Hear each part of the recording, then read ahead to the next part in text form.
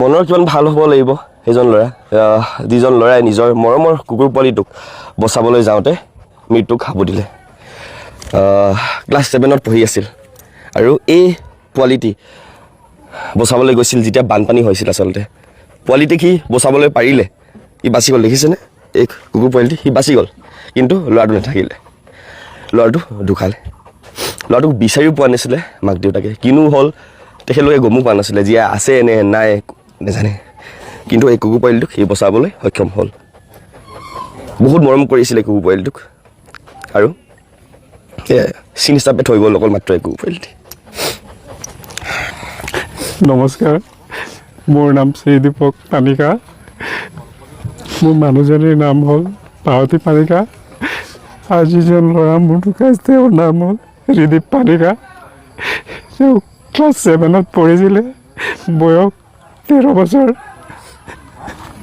একমাত্ৰ মোৰ সন্তান। তেওঁ কুকুৰ পোৱালিটোক বচাবৰ কাৰণে মই জীৱ জন্তু বহুত বেছি মৰম কৰোঁ। ৰিদীপে তেনেকৈ একে জীৱ জন্তু বহুত বেছি মৰম কৰে। 2টি কুকুৰ আছে আৰু তাৰে বৰুণ নামটো বৰুণ ৰাখিছিলে। মই পৰিয়ালটোক বিশেষ একো সুধিবলৈ অহা নাই, একো সুধিবলগীয়া একো নাই আচলতে। আৰু লগ কৰিব আহিলোঁ, ঘৰ দেখিলোঁ, ঘৰৰ অৱস্থা দেখিছোঁ, থাকিব পৰা অৱস্থা নহয়। ঘৰত খতম আৰু ঘৰ খতম। যি সংসাৰ আছিলে, যি একমাত্ৰ পুত্ৰ আছিলে, নাই। থাকিবলগীয়া পৰিৱেশ নাই। নিজৰ চিন এটা এৰি গৈছে এই কুকুৰ পোৱালিটি। এতিয়া সেই চিন যি এৰি গ'ল, মাক দেউতাকে তাক চোৱা চিতা কৰি আছে আৰু নিশ্চয় নিজৰ পুত্ৰৰ নিচিনা চোৱা চিতা কৰিছে, যিহেতু আৰু কোনো নাই এই পৰিয়ালটোৰ। মই একো নুসুধোৱে আছিলোঁ, সুধিবলৈ মই অহাই নাই একো। আজি এইকেইদিন যেতিয়া আমি কাম কৰি আছোঁ 5 দিন ধৰি, বহুতখিনি পৰিস্থিতি বিভিন্ন ধৰণে আমি দেখা পাইছোঁ। আৰু কি ক'ম আৰু, ক'বলৈ একো শব্দ নাই। বানপানী নোহোৱা হ'লে চাগে কেতিয়াও এনেকুৱা পৰিস্থিতি নহ'ল হয়। বানপানী হৈছে, বিভিন্ন ধৰণৰ ঠাইত মানুহ ঢুকাইছে। তাৰে এটা ঠাইত, মাত্ৰ এটা ঠাইত এতিয়া মই উপস্থিত হৈছোঁহি। ভাবি চাওক, ক'বলগীয়া তেনেকৈ একো নাই আচলতে। মই আজি ইয়াত ভৰি দিব আহিছোঁ, থিয় দিব আহিছোঁ মাত্ৰ এই পৰিয়ালটোক যাতে কিবা সকাহ দিব আমি পাৰোঁ। আমাৰ কাম চলি আছে, এতিয়াও চলি আছে। বৰ্তমান ইয়াত থিয় হৈছোঁ, এতিয়াও কাম আমাৰ চলি আছে। কিন্তু আজি ইয়াত যে আহিছোঁ, আমাৰ প্ৰজেক্ট সোণৰ অসমৰ জৰিয়তে কিবা এটা আগবঢ়াবলৈ আচলতে। মই সঁচাকৈ একো সুধিব বিচৰাই নাই, মাত্ৰ নিজৰ কামটো কৰিম আৰু যামগৈ বুলি আহিছিলোঁ। অকণ আবেগিক হৈছোঁ, কিন্তু কেমেৰাৰ আগত চকু পানী ওলাইছে সেইটো নহয়, সেইটো মই বুজাব নোৱাৰিম। আজি মই 2টা পৰিয়ালক লগ কৰিবলৈ আহিছোঁ। এইটো প্ৰথমটো পৰিয়াল, 1 লাখ টকা এটা আমি আগবঢ়াম, 50,000 এইটো পৰিয়ালক আৰু 50,000 আমি দ্বিতীয়টো পৰিয়াল, যোনটো পৰিয়ালক অলপ পাছত লগ কৰিবলৈ যাম।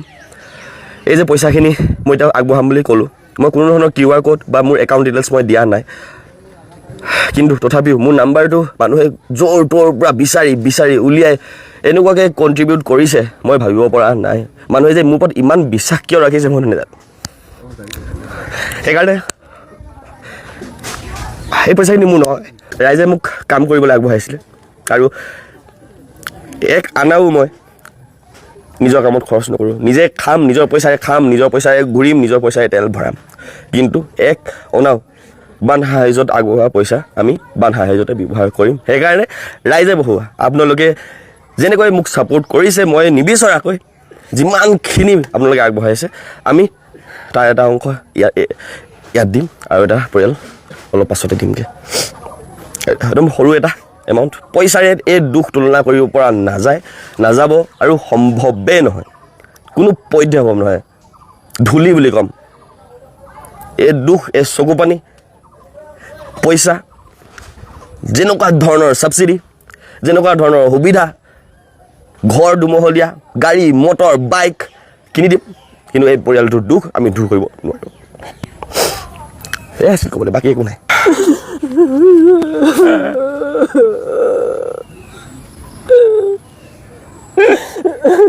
আৰু এটা অনুৰোধ কৰিছোঁ, যাতে ইয়ালৈ ৰাইজ আহে, এই পৰিয়ালটোৰ কাষলৈ আহে, যদি কিবা এটা আগবঢ়াব বিচাৰে আগবঢ়াব পাৰিব। মই বৰ্তমান আছোঁহি নাজিৰাৰ বামুণ পুখুৰীত। এই ঠাইডোখৰ নাম বামুণ পুখুৰী আছে নাজিৰা অৱস্থা যথেষ্ট বেয়া নাজিৰা ৰাইজৰ যথেষ্ট কষ্ট হৈছে তাৰে ভিতৰত এয়া এটা পৰিয়াল বেলেগ একো কৰিব নোৱাৰোঁ কৰি পালে নিশ্চয় কৰি থোৱা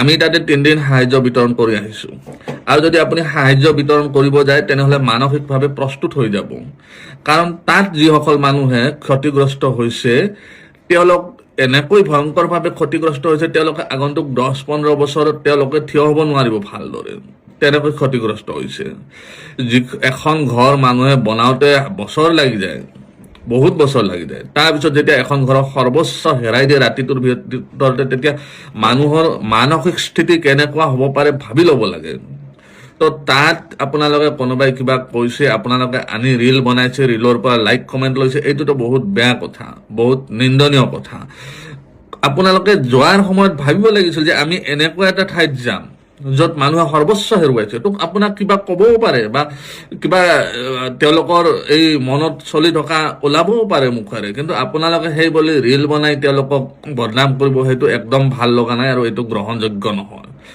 মই যেতিয়া গৈছিলোঁ তেতিয়া মানসিকভাৱে মই গোটেই টিমটোক ট্ৰেইনিং দি গৈছিলোঁ কেনেকুৱা ট্ৰেইনিং দিছোঁ যে তোমালোকে যাবা 3 দিন ইমানটো লক্ষ্য ৰাখিবা 3 দিন যদি তোমালোকে ভাত খাব নোপোৱাও তেনেহ'লেও কাম কৰিব লাগিব মোৰ লগত 3 দিন তোমালোকে যদি পানীও ভালকে খাব নোপোৱা গা ধুব নোপোৱা বা 3 দিন যদি তোমালোকে এযোৰ কাপোৰ পিন্ধি থাকিব লাগে তথাপিও যাতে কোনো অবজেকশ্যন নকৰা যদি তেনেকৈ তোমালোকে মানসিকভাৱে প্ৰস্তুত হৈ আছা তেনেহ'লে বলা এই 3 দিন 4 দিন তোমালোকে য'তে ৰাস্তাৰ কাষতো যদি শুব লগা হয় তোমালোকে শুব লাগিব আৰু যিমান যি কষ্ট আছে তোমালোকে যদি সহ্য কৰিব পাৰা তেতিয়াহে মোৰ লগত মই লৈ যাম তাৰপিছত ল'ৰাকেইটাই মোৰ লগত প্ৰস্তুত হৈছিল যোৱাৰ কাৰণে তাৰপিছত মই লৈ গৈছোঁ আপোনালোকে তাৰপিছত আমাৰ কামবিলাক দেখা পাইছে যদি আপোনালোকে মানসিকভাৱে নিজে প্ৰস্তুত নহয় আপোনালোকেতো এটা ভাল ঘৰৰ পৰা ভাল স্থানৰ পৰা গৈছে যেতিয়া আপোনালোকৰ একো সমস্যা নাই তাতে আপোনালোকে অলপ ডনেশ্যন বা সহায় কৰিব গৈছে তাত গৈ আপোনালোকে অলপ মানসিকভাৱে প্ৰস্তুত হৈ থাকিব লাগিব না তেনেকৈ যেতিয়া আপোনালোকে ভিডিঅ' বনাই থাকিলে বেয়া দেখিম গতিকে এইটো কাম নকৰিব এজন দুজনে কৰিব পাৰে বা কিবা কৰিব পাৰে কাৰণ তেওঁলোকে বহুত দুখত আছে তো সেইটো হ'ব পাৰে গতিকে আপোনালোকে বেয়া বুলি বা সেনেকৈ ভিডিঅ' বনাটো নিগেটিভ ভিডিঅ' বনাটো বহুত বেয়া কথা হৈছে দ্বিতীয়তে আৰু এটা ফেচবুকত ট্ৰেণ্ড হিচাপত চলি আছে যিটো ট্ৰেণ্ড বেয়া লাগিছে কি ট্ৰেণ্ড যে পুৱাই পাই আছে নোপোৱাই নাই পোৱা আচলতে কি জানেনে পুৱাই পাই আছে বা নোপোৱাই নাই পোৱা তেনেকুৱা একো নহয় মই 3 দিন ঘূৰিলোঁ প্ৰায়বিলাক মানুহে পাইছেই এতিয়া যিসকল মানুহে নিজৰ ব্যক্তিগত ফ'ৰ হুইলাৰ লৈ যায় তো তেওঁলোকে পানীৰ মাজত যাব নোৱাৰে বা পানীত যিসকলৰ সাঁতোৰা অভ্যাস নাই পানীত যিসকলৰ চলা অভ্যাস নাই তেওঁলোকে পানীৰ মাজত একদম যাব নোৱাৰে তেওঁলোকে ভয় খোৱাটো স্বাভাৱিক আৰু তেওঁলোকে কি কৰিছে সন্মুখত যিসকলক পাইছে তেওঁলোকে দি আহিছে তেওঁলোকে নিজৰ কৰ্ম কৰিছে এতিয়া সন্মুখত যিসকল আছে তেওঁলোকৰ তেনেকুৱা মানুহ নহয় তেওঁলোকে বহুত নিজৰ ঘৰ ভিতৰত পানীত ডুবাৰ ফলত সন্মুখত আহি কেম্প বনাই বা অস্থায়ী কেম্প বনাই য'তে পাৰিছে স্কুল থুল তাতে আছে আৰু তেওঁলোকে বস্তু সংগ্ৰহ কৰি আছে আৰু পুৱাই পাব লাগিব পুৱাই যদি নাপায় কেনেকৈ হ'ব পাইছে একবাৰ নহয় 10 বাৰ নহয় 50 বাৰ পাব লাগিব কাৰণ তেওঁলোকৰ সকলো শেষ হৈ গৈছে তেওঁলোকে জীৱনৰ যিমান যি আছিল সৰ্বোচ্চ হেৰুৱাই দিছে আগন্তুক 2-3 বছৰ তেওঁলোকে খেতি কৰিব পাৰে নে নোৱাৰে তাৰ কোনো ঠিক নাই জাগাই জাগাই একাঠুলৈকে বোকা ঠাইয়ে ঠাইয়ে তাৰপিছত এখন ঘৰত যেতিয়া মানুহে খেতি নাথাকে বাৰীত যিবিলাক পাণ তামোল থাকে ফল মূল থাকে সেইবিলাক কল চল বিক্ৰী কৰিও চলি থাকিব লাগে পাৰে কিন্তু যেতিয়া এই বানপানীটোৱে ইমানে ক্ষতিগ্ৰস্ত কৰিছে যে কল তামোল পাণ অমিতা যিমান যি আছিল সব নোহোৱা হৈ গৈছে মানুহৰ তো ভাবি লওক তেওঁলোকে কি কৰিব কেনেকৈ খাব কেনেকৈ চলিব গতিকে আপোনালোকে এনেকুৱা পুৱাই পাইছে নোপোৱাই নাপাইছে তেনেকুৱা ভিডিঅ' নবনাব সকলোৱে পাই আছে কম বেছি পৰিমাণে পাই আছে আৰু এতিয়া আমি দেখা পাইছোঁ ভিতৰুৱা অঞ্চলবিলাকতো মানুহে গৈ গৈ নাও লৈ লৈ গৈ গৈ দি আছে বিশেষ কৰি আমি দেখা পাইছোঁ কিছুমান মানুহৰ এই আমাৰ সময় গগৈ তাৰপিছত বিকাশ অসম অখিল গগৈ আৰু মই নিজেও এনেকুৱা বহুত মানুহে নাও লৈ লৈ ভিতৰলৈকে গৈ গৈ বস্তু বিলাই আছো এনেকুৱা নহয় যে আমি সন্মুখৰ মানুহকে দিছোঁ একদম ভিতৰলৈকে তেনেকুৱা বহুত মানুহ ভিতৰলৈকে গৈ আছে তো ভিতৰৰ মানুহে ষ্টক কৰক ষ্টক কৰিব লাগিব ষ্টক নকৰিলে তেওঁলোকে কি খাব এতিয়া আপোনালোকৰ ধৰক ফটোত যেতিয়া আপোনালোকৰ লাইক কমেণ্ট নাহা হ'ব আপোনালোকে সাহায্য দিয়া বন্ধ কৰিব বহুতে। তো বহুতেতো তাতে ফটোত লাইক কমেণ্টৰ কাৰণে গৈছে, তো বহুতে বন্ধ কৰি দিব। বন্ধ কৰাৰ পিছত তেওঁলোকে কি খাব? গতিকে ষ্টক কৰাটো বহুত আৱশ্যক, ষ্টক কৰক মই ভাবোঁ, কাৰণ আগন্তুক 6 মাহ বছৰ দিন তেওঁলোকে চলিব লাগিব।